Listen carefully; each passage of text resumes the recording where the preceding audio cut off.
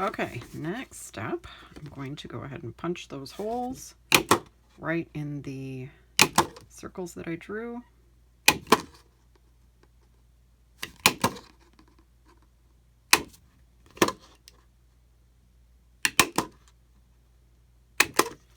And now I've got a template for my pages.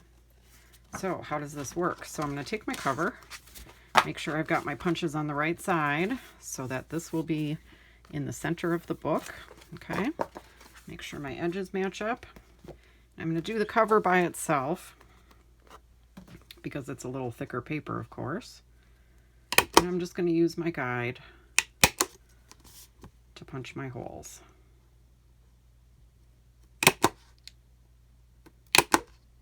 And I will tell you, with a hand punch, this is going to take forever.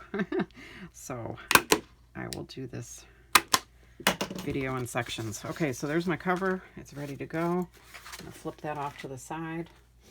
And then I'm going to take, maybe 3 or 4 pages at a time and do the same thing. Make sure that my punches are on the inside of the book where the ring binder is.